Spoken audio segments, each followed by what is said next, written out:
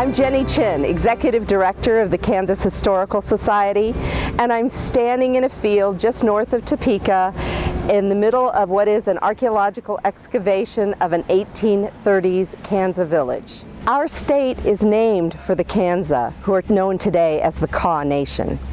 Each June, we collaborate with the Kansas Anthropological Association to do a 2-week field school somewhere in the state of Kansas, where members of the public can come in, get training, and work alongside professional archaeologists. As the State Historic Preservation Office, it's our responsibility to watch out for the state's cultural resources as defined by state and federal law. This project is part of a cooperation between the Kansas Department of Transportation and the State Historical Society. KDOT needs to replace a bridge on this site, which means that this potential archaeological site will be destroyed.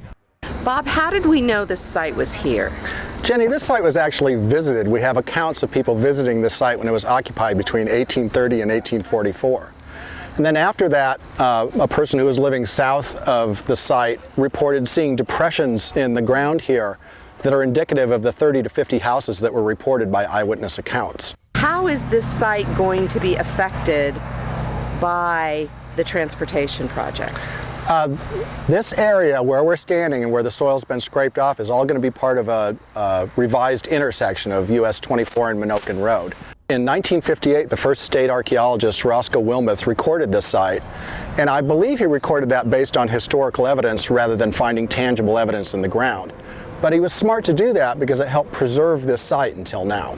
The Kansas moved into Kansas from the upper Midwest or the Midwest maybe as early as the late 1600s. Eventually moved down the Missouri and then up the Kansas River as far as Manhattan. They were facing pressure from their neighbors, the Potawatomi, who were not particularly friendly, another eastern tribe, and also the Pawnee, who had been here for a lot longer, and they weren't excited about the Kansas coming in either. Also, the buffalo herds are becoming depleted at this time, and that's a main source of food. It's also a main source of hides that the Kansas were trading. So they don't have as much food, and they don't have as much to trade as readily. So they're in kind of difficult straits. One reason they came downstream to this village is there was a new Indian agency set up in Westport, and they wanted to be closer to that. In 1844, there was a significant flood. Yes, and the Kansas were here. They'd been hit by an epidemic, so they were not in good shape. And then this flood comes. The floodwaters may have actually helped, if they covered this, in depositing soil on top and partially preserving the site. And after a couple of years of unsuccessful attempts to settle them out by Junction City, they eventually moved them down to Neosho, near Council Grove, where we have our historic site.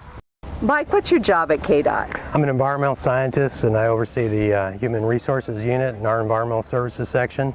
And we address noise issues and coordinate with archaeology and culture and historic issues. Since this is a federal undertaking, we would be having to do this project with paid forces, so the chance to use volunteer forces reduces the overall cost of the project and gets it done quicker, and that helps us keep our projects on time and under budget. Chris, we've been out at the excavation site. Yes. What happens to the artifacts that are dug up when they come here? When they come in from the field, they are generally filthy dirty, so we have several different ways we clean them, sometimes by dry brushing, sometimes using water.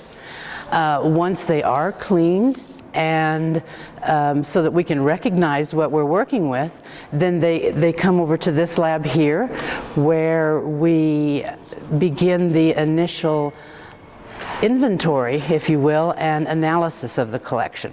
We are finding little pieces of metal.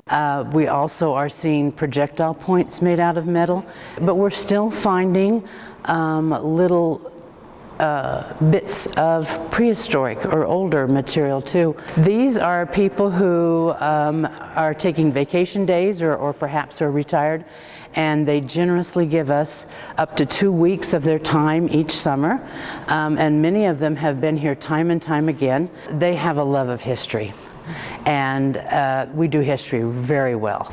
Knowing about the past helps us to understand ourselves and know better how to go forward into the future.